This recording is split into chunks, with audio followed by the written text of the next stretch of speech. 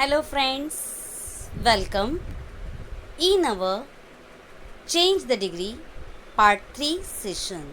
This is one of the most important session in Change the Degree. In this session, we are going to discuss about superlative degree to comparative degree. Student, we again revise here what is the formation of superlative degree and what is the formation of comparative degree. So here is the formation of superlative degree.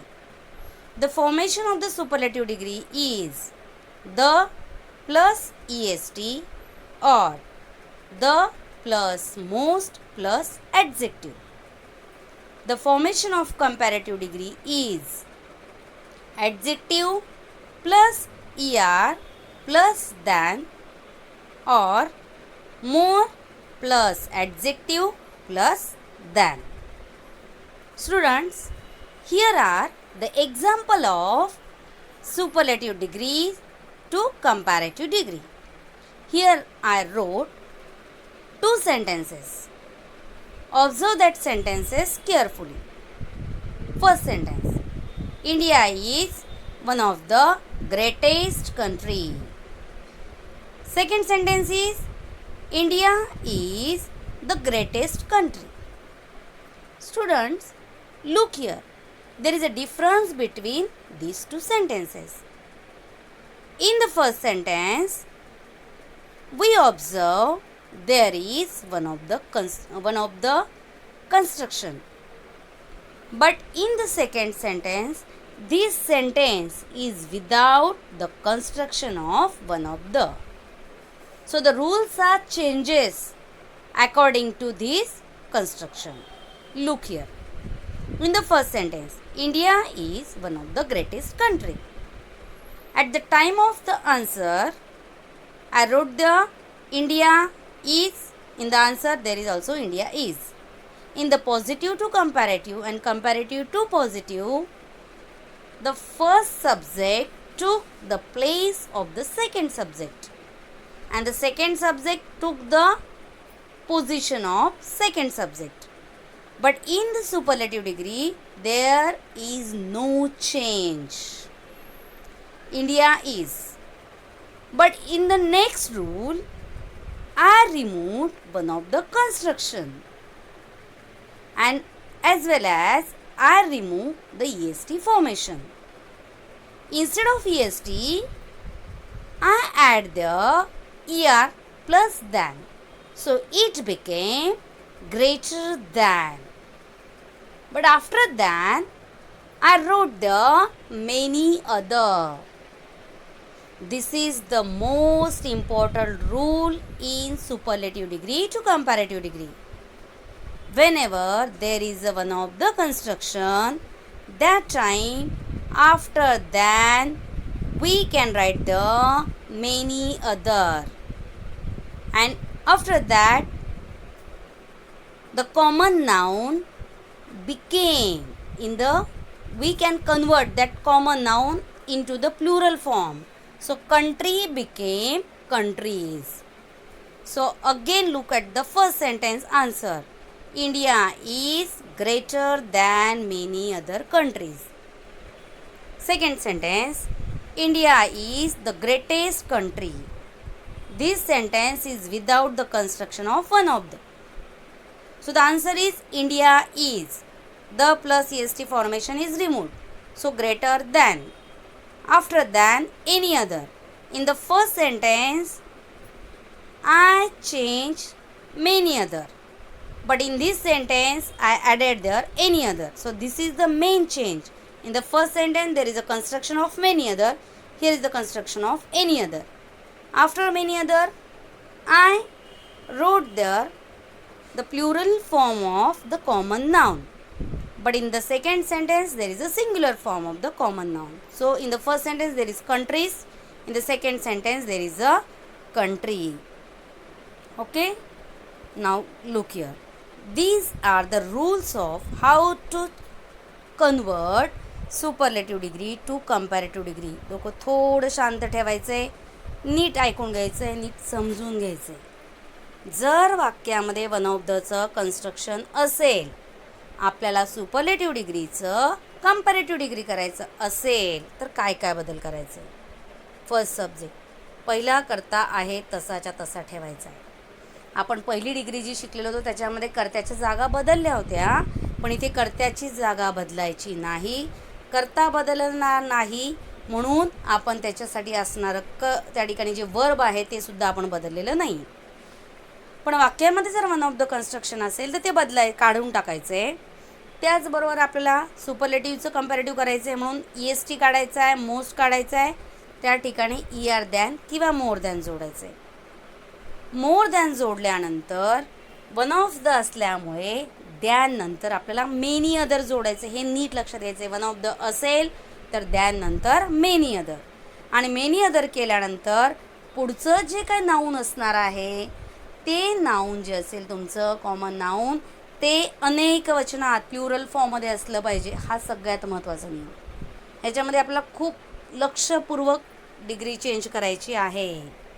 बघा, वाक्यात जर one of the असेल तर वाक्यातलं one of the आपल्याला काढून टाकायचं. आपल्याला काय काय काढायचं ते आधी लक्षात घ्यायचं आहे. वन ऑफ द काढून टाकायचं आहे, द EST किंवा द मोस्ट काढून टाकायचं आहे, त्याऐवजी ER दॅन जोडायचं. पण वाक्यामध्ये जर वन ऑफ द असेल तर त्यानंतर मेनी अदर लिहायचे, आणि मेनी अदर लिहिल्यानंतर पुढचं जे काही त्या ठिकाणी कॉमन नाऊन असणार आहे, सामान्य नाम असणार आहे, ते अनेक वचनात लिहायचे. हे आपण वाक्यात जर वन ऑफ द असेल तर करायचे. वाक्यात जर वन ऑफ द नसेल तर तुम्ही काय करणार आहात बघा. Right first subject same verb, तोच करता तेच क्रियापद जसं आहेत जसंच्या तसं लिहायचं. त्याच्यानंतर ह्याच्यामध्ये वन ऑफ द नसणारच, त्याच्यामुळे प्रश्नच नाही, काढून टाकायचा. EST फॉर्मेशन काढायचे आणि द मोस्ट फॉर्मेशन असेल तर ते काढायचे, म्हणजे दोघांपैकी एक काढायचे.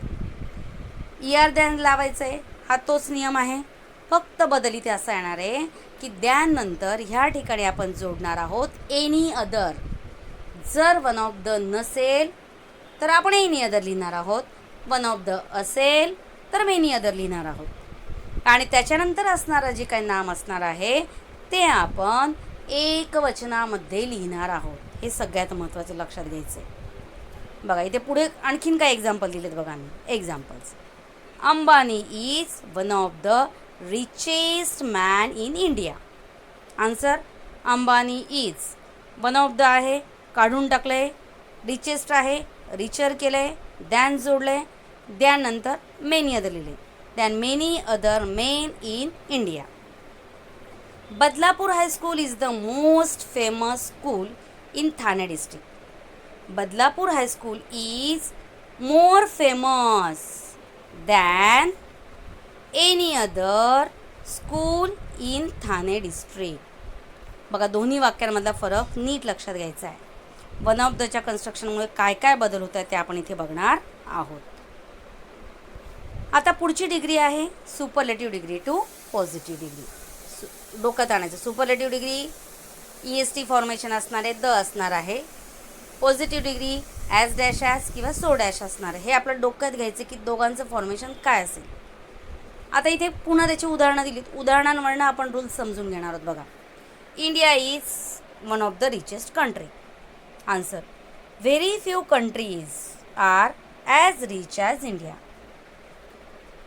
So the question arises in our mind, why the sentence begins with very few countries? Very few.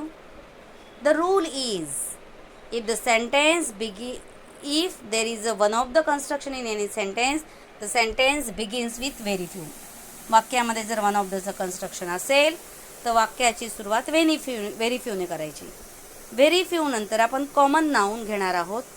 Very few अनेक वचन आहे म्हणून अनेक वचनात घेणार आहोत व्हेरी फ्यू कंट्रीज. त्याच्यानंतर वर्ब आलेला आहे आर. तुम्ही म्हणाल वरती इज आहे, इथे आर का आलेलं आहे, तर इथे व्हेरी फ्यू कंट्रीज असल्यामुळे इजचं आपण केलेलं आहे आर. ॲज रिच ॲज, आपण पुन्हा इथे रिचेस्टचं आपण पॉझिटिव्ह केलं आहे, ॲज रिच ॲज, आणि पहिला कर्ता शेवटी लिहिलेला आहे. म्हणजे याच्यामध्ये पुन्हा कर्त्याची पोझिशन बदललेली आहे. नीट लक्षात घ्यायचं आहे. वाक्यात वन ऑफ द होतं म्हणून वाक्याची सुरुवात व्हेरी फ्यूने झाली आहे. त्याच्यानंतर कॉमन नाऊन आलं आहे, नाऊन नंतर टू बीचं रूप आलेलं आहे. EST फॉर्मेशन काढून ॲज आलेलं आहे. पहिला करता शेवटी आला. Second sentence, India is the richest country. पुन्हा दोन्ही वाक्यांमध्ये बदल होता. India is one of the richest country, India is the richest country. One of दचं फॉर्मेशन इथून निघालेलं आहे. मग no other country is as rich as India. ह्या वाक्यामध्ये वन ऑफ द नाही, म्हणून वाक्याची सुरुवात केलेली आहे नो अदरनी. ज्या वाक्यात वन ऑफ द असेल त्याची सुरुवात व्हेरी फ्यूने. ज्या वाक्यात वन ऑफ द नसेल त्याची सुरुवात नो अदरने. दोघांच्या नंतर कॉमन नाऊन द्यायचे. No other country. तिथे कंट्रीज होतं म्हणून आर आलं. इथे कंट्री आहे म्हणून इज आलं आहे. त्याच्यानंतर रिचेसचा EST काढून टाकला. ॲज रिच ॲज आलेला आहे. पुन्हा पहिला करता शेवटी. आणखीन एक एक्झाम्पल आहे बघा. Rakesh is the tallest boy in the class. No other. इथे वन ऑफ द नाही म्हणून वाक्याची सुरुवात आली no other. No other boy in the class is. No other boy असल्यामुळे एक वचन असल्यामुळे टू बीचं रूप आलेलं आहे इज. EST फॉर्मेशन निघून गेले. As tall as. राकेश पहिला शेवटी आलेला आहे. Next, Rakesh is one of the tallest boy. पुन्हा दोघांमध्ये फरक आलाय. वरती वन ऑफ द नव्हतं, खालच्या वाक्यात वन ऑफ द आहे. म्हणून वाक्याची सुरुवात केली आहे व्हेरी फ्यू बॉईज. बॉईज आल्यानंतर इथे आलेलं आहे in the class. Very few boys in the class. पुन्हा टू बीचं रूप आलेलं आहे आर, कारण व्हेरी फ्यू आहे, अनेक वचन आहे. ॲज टॉल ॲज पहिला करता आलेला आहे शेवटी. नीट लक्षात घ्यायची काय काय रूल्स आहेत. पुन्हा आपण इथे रूल्स डिस्कस करणार आहोत. These are the rules of superlative degree to positive degree. If there is one of the construction. वाक्यात जर वन ऑफ द असेल, सुरुवात कशाने करणार आहात? Yes, begin the sentence with very few. Very few नंतर आपण काय लिहिणार आहोत? कॉमन नाउन, सामान्य नाम. कशामध्ये असेल व्हेरी फ्यू? अनेक वचन आहे म्हटल्यानंतर टू बीचं रूपसुद्धा अनेक वचनात. बरोबर, म्हणजे कॉमन नाउन आलेलं आहे, प्लुरल फॉर्ममध्ये आलेलं आहे, म्हणून ॲप्रोप्रिएट वर्बसुद्धा तुमचं कसं आलेलं आहे? अनेक वचनामध्ये. नंतर आपण वाक्यातलं वन ऑफ द कन्स्ट्रक्शन काढून टाकणार आहोत. EST फॉर्मेशन काढून टाकणार आहोत आणि ऑर मोस्ट फॉर्मेशन जर असेल तर तेही आपण काढून टाकणार आहोत. त्याऐवजी विशेषणाला आपण लावणार आहोत ॲज, ॲडजेक्टिव्ह ॲज, आणि त्याच्यानंतर आपण लिहिणार आहोत पहिला करता शेवटी लिहिणार आहोत. कळलेलं आहे? म्हणजे सगळ्या गोष्टी सुपरलेटिव्ह टू पॉझिटिव्ह किंवा सुपरलेटिव्ह टू कंपॅरेटिव्ह करताना वन ऑफ द आहे किंवा नाही त्याच्यावर या सगळ्या गोष्टी डिपेंड आहेत.